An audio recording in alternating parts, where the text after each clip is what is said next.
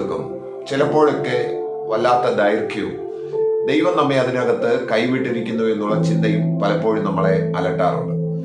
ജീവിതത്തിൽ നാം കടന്നു പോകുന്ന വൈതരണികൾ, വേദനകൾ, തിക്തമായിരിക്കുന്ന ജീവിത സാഹചര്യങ്ങൾക്കകത്ത് ദൈവത്തിന് കൃത്യമായിരിക്കുന്ന ഒരു ഉദ്ദേശമുണ്ട്.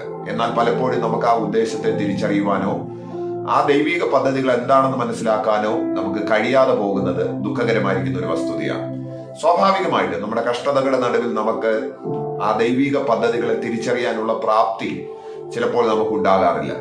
എന്നാൽ ഇന്ന് അതുമായി ബന്ധപ്പെട്ട ഒരു കാര്യം നിങ്ങളോട് സംസാരിക്കുവാനാണ് ഞാൻ താല്പര്യപ്പെടുന്നത്. ടെൻഡ് ഹോളി സ്പിരിറ്റിന്റെ മറ്റൊരു മനോഹരമായ വീഡിയോയിലേക്ക് നിങ്ങൾക്ക് എല്ലാവർക്കും ഹൃദയപൂർവ്വം സ്വാഗതം.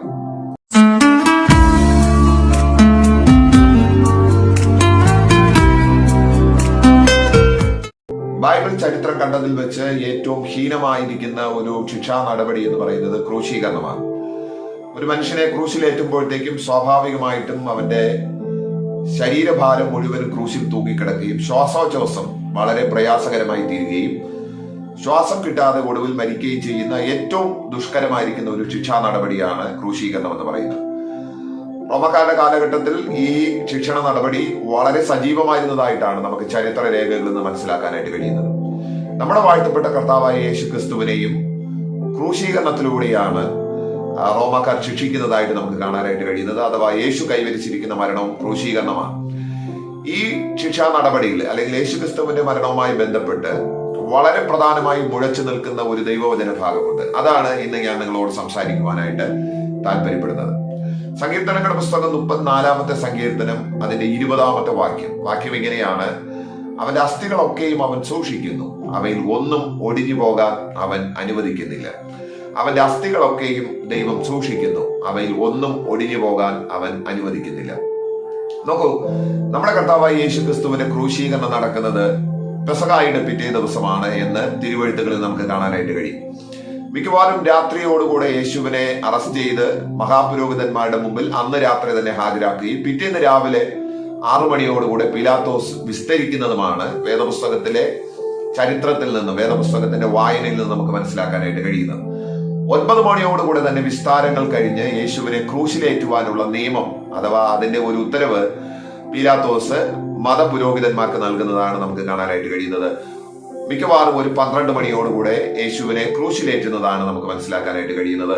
6 മണിക്കൂർ ആ ശരീരം ക്രൂശിൽ കിടക്കുന്നതായിട്ടാണ് വേദപുസ്തകത്തിന്റെ പഠനത്തിലൂടെ സുവിശേഷങ്ങളിലെ വായനയിലൂടെ നമുക്ക് മനസ്സിലാക്കാനായിട്ട് കഴിയുന്നത്. 24 മണിക്കൂർ നീണ്ടു നിൽക്കുന്ന ഒരു വലിയ ദുഃഖത്തിലൂടെയാണ് നമ്മുടെ വാഴ്ത്തപ്പെട്ട കർത്താവായ യേശു ക്രിസ്തു കടന്നു പോകുന്നത്. കാര്യം പെസഹായുടെ ആ നിമിഷം മുതൽ തന്നെ അവിടുത്തെ ശരീരം ക്രൂശിൽ നിന്ന് താഴെ ഇറക്കുന്നത് വരെയും ഒരു 24 മണിക്കൂറാണ് സ്വാഭാവികമായിട്ട് നമുക്ക് കണക്കാക്കാനായിട്ട് കഴിയുന്നത്. ഗത്സമനയിലെ പ്രാർത്ഥന മുതൽ ഇങ്ങ് ക്രൂശീകരണം വരെ രക്തം വിയർത്തുകൊണ്ടാണ് യേശു ക്രിസ്തു കടന്നു പോകുന്നത്. 7 ഇടങ്ങളിലെങ്കിലും യേശു ക്രിസ്തുവിന്റെ രക്തം ചിന്തപ്പെട്ടതായിട്ട് തിരുവെഴുത്തുകളിലും ചരിത്ര രേഖകളിലും ദൈവശാസ്ത്ര ചിന്തകന്മാരും അവകാശപ്പെടുകയാണ്. ക്രൂശീകരണം വളരെ കഠിനമായിരുന്നു യേശു ക്രിസ്തുവിനെ സംബന്ധിച്ചിടത്തോളം. കാര്യം ഒരു സ്വാഭാവിക മനുഷ്യന്റെ കരങ്ങളിലേക്ക് അവന്റെ തോളിലേക്ക് ക്രൂശ് എടുത്തു കൊടുക്കുക മാത്രമല്ല, അതിനേക്കാൾ അപ്പുറത്ത് ശരീരത്തിൽ വലിയ മുറിവുകൾ വരുത്തിയിരിക്കുന്നതും നിങ്ങൾക്ക് കാണാനായിട്ട് കഴിയുകയാണ്. ഈ വേദഭാഗവുമായി ബന്ധപ്പെട്ട് 1-2 കാര്യങ്ങൾ നിങ്ങളോട് സംസാരിക്കുവാനാണ് ഞാൻ ദൈവസന്നിധിയിൽ താല്പര്യപ്പെടുന്നത്. യേശുക്രിസ്തുവിനെ കണ്ടാൽ ആളല്ലെന്ന് തോന്നുമാറ് അവന്റെ ശരീരം മുഴുവനും അടിച്ച് ഉഴവുചാല് പോലെ കീറിയിരിക്കുന്നു എന്ന് പ്രവാചകനായിരിക്കുന്ന യെശയ്യാവ് പറഞ്ഞിരിക്കുന്നത് അക്ഷരം പ്രതി നമുക്ക് യേശുക്രിസ്തുവിന്റെ ശരീരത്തിൽ കാണാനായിട്ട് കഴിയും. റോമാക്കാർ ഉപയോഗിക്കുന്ന ഒരു ചാട്ടവാറുണ്ട്. അതിന്റെ അഗ്രത്ത് ഒരു കോലാണത്. ആ കോലിന്റെ അഗ്രത്ത് 7 തോൽവാറുകൾ നമുക്ക് കാണാൻ പറ്റും. ആ 7 തോൽവാറുകൾ പിന്നെയും പിരിഞ്ഞ് ചെറിയ ചെറിയ ശാഖകളായി പിന്നെയും കൊച്ചു കൊച്ചു തോൽവാറുകൾ ആ 7 തോൽവാറുകളുടെ അഗ്രത്ത് നിങ്ങൾക്ക് കാണാൻ പറ്റും. ഈ കൊച്ചു കൊച്ചു തോൽവാറുകളുടെ അഗ്രത്ത് മുൾക്കൊളുത്തുകൾ, ഈയ കഷ്ണങ്ങൾ, എല്ലിൻ കഷ്ണങ്ങളൊക്കെ കെട്ടിയിട്ടിട്ടുണ്ട്. ഒരു മനുഷ്യന്റെ ശരീരത്തിലേക്ക് ആഞ്ഞു പ്രഹരിക്കുമ്പോഴത്തേക്കും നീളമുള്ള മുറിവുകൾ വരുത്തിക്കൊണ്ടാണ് ഈ ചാട്ട പടയാളിയുടെ കയ്യിലേക്ക് തിരികെ പോകുന്നത്. എന്നാൽ ആ പ്രഹരത്തിന്റെ ഇടയിൽ ഒരിടത്ത് പോലും യേശുക്രിസ്തുവിന്റെ അസ്ഥികളിൽ ഈ ചാട്ട ഉടക്കുന്നതായിട്ടോ അസ്ഥി പൊട്ടിപ്പോകുന്നതായിട്ടോ നമുക്ക് കാണാനായിട്ട് കഴിയുന്നില്ല. അതോടൊപ്പം തന്നെ യേശുക്രിസ്തുവിനെ പലയിടങ്ങളിൽ വെച്ച് ആൾക്കാർ മർദ്ദിക്കുന്നത് നമുക്ക് കാണാനായിട്ട് കഴിയും. കോലുകൊണ്ട് യേശുവിന്റെ മുഖത്തിടിക്കുന്നതും അടിക്കുന്നതും നമുക്ക് കാണാനായിട്ട് കഴിയും. മുൾമുടി വെച്ചു കൊടുക്കുന്ന സമയത്ത് യേശുക്രിസ്തുവിന്റെ ആ മുൾക്കിരീടത്തെ അവർ അടിച്ചുറപ്പിച്ചു എന്നാണ് നമ്മൾ വായിക്കുന്നത്. ആ തലയോട്ടി പോലും ഒരു ക്ഷതമേൽക്കാൻ ദൈവം അനുവദിച്ചില്ല എന്നുള്ളതാണ് അതിനകത്ത് ഏറ്റവും സന്തോഷകരമായിരിക്കുന്ന, നമുക്ക് ആശ്ചര്യമുണ്ടാക്കുന്ന വസ്തുത അവിടെയാണ്. യേശുക്രിസ്തുവിനെ ക്രൂശീകരണത്തിന് വേണ്ടിയിട്ട് കൊണ്ടുപോകുന്നത് പീലാത്തോസിന്റെ അരമന മുതൽ ഗോൽഗോഥ വരെയുള്ള ദൂരം എന്ന് പറയുന്നത് ഏതാണ്ട് 1.5 കിലോമീറ്റർ വരുമെന്നാണ്. അന്നത്തെ ഒരു കാലയളവിൽ അത്രയും ദൂരം ഉണ്ടാകുമെന്നുള്ളതാണ്. 2 മണിക്കൂറോ 3 മണിക്കൂറോ സമയമെടുത്താണ് ഇത്രയും ദൂരം താണ്ടി കാൽവരിയിൽ യേശുക്രിസ്തു എത്തിച്ചേരുന്നത്.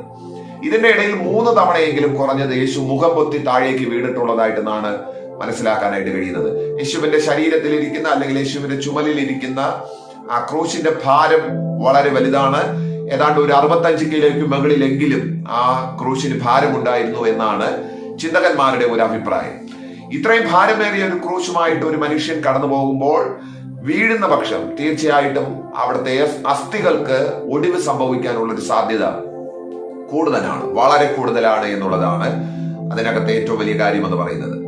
ഇനി പിന്നെ നമ്മൾ ക്രൂശീകരണത്തിലേക്ക് വരികയാണ്, ഗോൽഗോഥായിലേക്ക് വരികയാണ്. ആ മൊട്ടക്കുന്നിന്റെ മുകളിൽ നടക്കുന്ന സംഭവങ്ങൾ ചെറുതല്ല. യേശുക്രിസ്തുവിനെ 3 ആണികളിലാണ് തൂക്കി നിർത്തിയിരിക്കുന്നത്, അല്ലെ?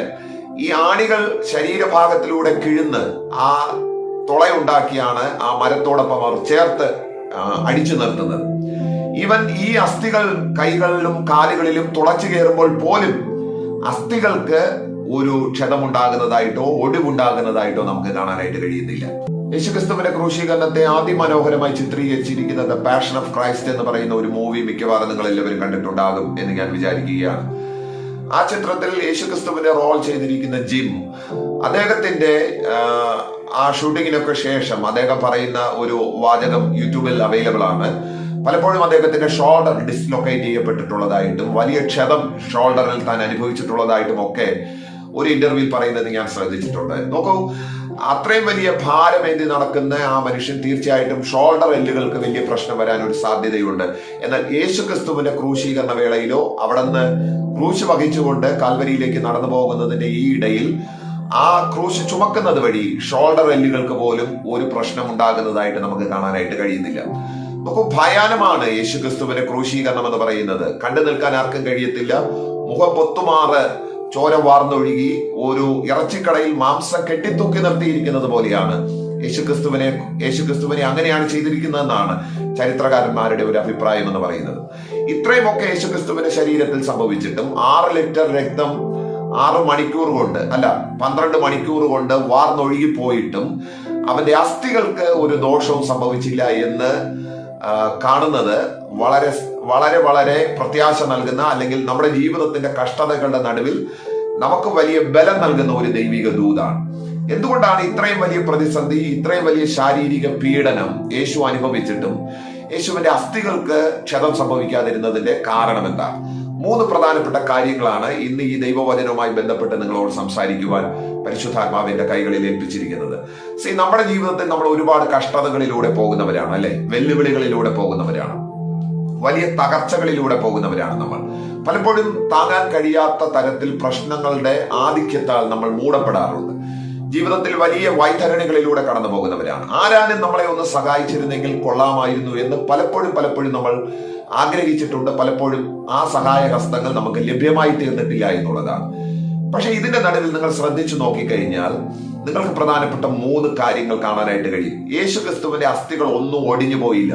ഇത്രയും ക്രൂര പീഡനങ്ങൾ ആ പടയാളികൾ മുഴുവനും, ഒരു ബറ്റാലിയൻ മുഴുവനും യേശുവിന് നേരെ കടന്നു വരുന്നതായിട്ടാണ് നമുക്ക് കാണാനായിട്ട് കഴിയുന്നത്. 600-ലധികം പടയാളികളെയാണ് ഒരു ബറ്റാലിയൻ എന്ന് വിളിക്കുന്നത്. ഇത്രയും വലിയൊരു കൂട്ടം യേശുവിന് നേരെ ആക്രമണം നടത്തിയിട്ടും അവന്റെ അസ്ഥികളിൽ ഒരെണ്ണത്തെ തൊടാൻ ആർക്കും കഴിഞ്ഞില്ല എന്നുള്ളതാണ്. മനുഷ്യ ശരീരത്തിൽ 206 അസ്ഥികളാണുള്ളത്. ഏറ്റവും ചെറിയ അസ്ഥി എന്ന് പറയുന്നത് നമ്മുടെ ചെവിക്കകത്തെ ആ മിഡിൽ ഏരിയയിൽ കാണുന്ന 2.5 മില്ലിമീറ്റർ വരുന്ന ആ ചെറിയ ഒരു അസ്ഥിയും 5 സെന്റിമീറ്റർ വരുന്ന നമ്മുടെ തുടയിലുമാണ് ഏറ്റവും വലിയ അസ്ഥി എന്ന് പറയുന്നത്. എന്നാൽ യേശുക്രിസ്തുവിന്റെ ശരീരത്തിലെ ഈ ഏറ്റവും ചെറിയ അസ്ഥിയിൽ പോലും ഒന്നിൽ പോലും തൊടാൻ ആർക്കും കഴിഞ്ഞില്ല. യേശുവിന്റെ കന്നത്ത് ആൾക്കാർ അടിക്കാറുണ്ട്, അടിക്കുന്നത് നിങ്ങൾ കാണാനായിട്ട് കഴിയും. ക്രൂശീകരണ വേളയിൽ യേശുവിന്റെ ചെകിട് നോക്കി അടിക്കുന്നതൊക്കെ നമുക്ക് പലയിടങ്ങളിൽ കാണാനായിട്ട് കഴിയും.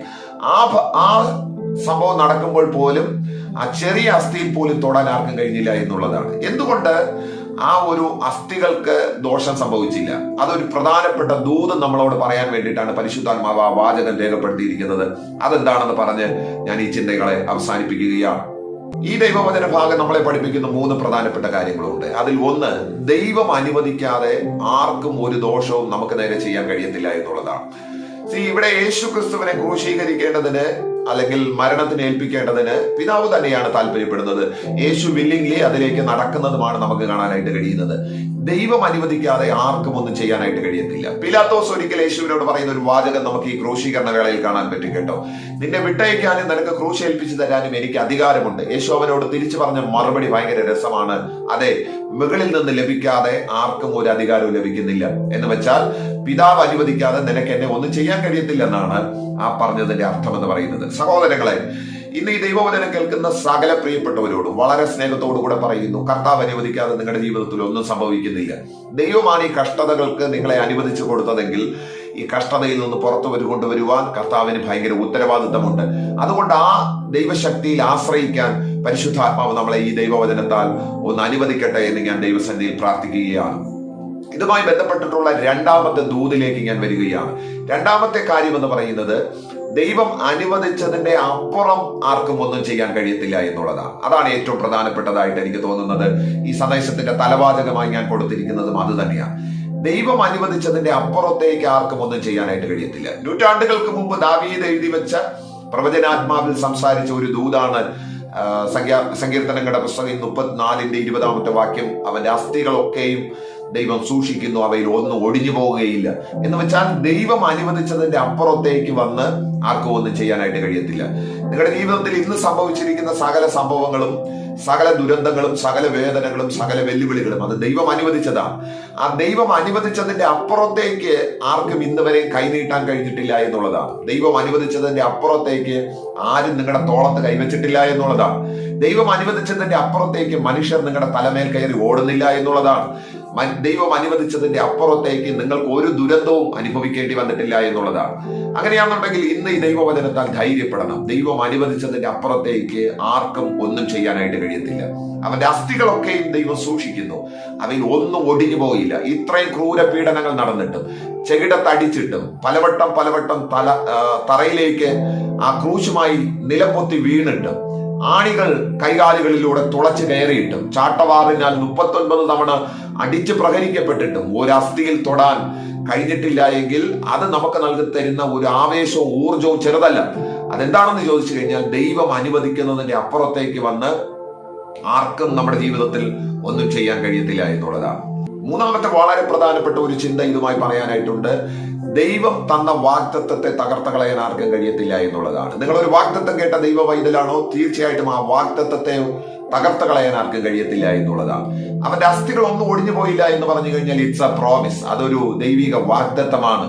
അതിനെ സംരക്ഷിക്കാൻ കൊടിയ പീഡനങ്ങളുടെ നടുവിലും ദൈവം സഹായം നിന്നു എന്നുള്ളതാണ് ഏറ്റവും വലിയ കാര്യം എന്ന് പറയുന്നത്. സഹോദരങ്ങളെ, ദൈവം നിങ്ങൾക്ക് ഒരു വാഗ്ദത്തം തന്നിട്ടുണ്ടെങ്കിൽ അതിനെ സംരക്ഷിക്കാൻ ദൈവം നിങ്ങളുടെ കൂടെയുണ്ട്. ദൈവത്തിന്റെ സൈന്യമായിരിക്കുന്ന അവിടുത്തെ ദൂതഗണങ്ങൾ നിങ്ങളോട് കൂടെയുണ്ട്. ഈ മൂന്നാമത്തെ കാര്യം മറന്നു പോകരുത്. ദൈവിക വാഗ്ദത്തത്തെ തകർത്ത് കളയാൻ ഒറ്റ മനുഷ്യനും കഴിയത്തില്ല. ഇന്നുള്ള പ്രതികൂലങ്ങൾക്ക്, നിങ്ങളുടെ മേൽ ആഞ്ഞു വീശുന്ന ആ കൊടിയ കാറ്റുകൾക്ക്, നിങ്ങളുടെ കുടുംബത്തിനകത്ത് വാഴുന്ന ആ പൈശാചിക ശക്തികൾക്ക്, നിങ്ങളുടെ ജീവിതത്തെ തകർത്ത് കളയുമെന്ന് പറഞ്ഞ് വെല്ലുവിളിക്കുന്ന ആ ദുഷ്ട ബലിപീഠങ്ങൾക്ക് നിങ്ങൾക്ക് നേരെയുള്ള വാഗ്ദത്തങ്ങളെ തകർത്ത് കളയാൻ കഴിയത്തില്ല.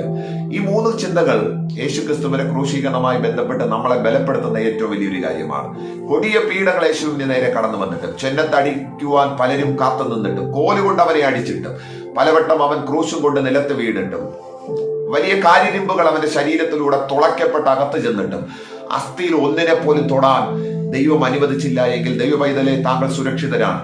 താങ്കൾ ജീവിതത്തിന്റെ എല്ലാ മേഖലകളിലും ഭദ്രമായിരിക്കും എന്നുള്ളത് ഇന്ന് ഈ ദൈവവചനത്താൽ ഞാൻ നിങ്ങൾക്ക് നൽകുന്ന ഏറ്റവും ശക്തമായിരിക്കുന്ന ഒരു ഉറപ്പാണ്. അതുകൊണ്ട് ധൈര്യപ്പെടുക. ദൈവം നിങ്ങളോട് പറഞ്ഞ വാഗ്ദത്തത്തിൽ ഇന്ന് ഈ ദൈവവചനത്താൽ നിങ്ങൾ ബലപ്പെടുവാൻ ഞാൻ നിങ്ങൾക്ക് വേണ്ടിയിട്ട് പ്രാർത്ഥിക്കുകയാണ്. 3 കാര്യങ്ങൾ മറന്നു പോകരുത്. ദൈവം അനുവദിക്കാതെ ഒന്നും സംഭവിക്കുന്നില്ല. ദൈവം അനുവദിച്ചതിന്റെ അപ്പുറത്തേക്ക് ആർക്കും ഒന്നും ചെയ്യാൻ കഴിയത്തില്ല.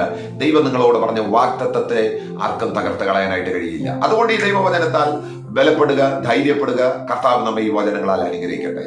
ആമേൻ.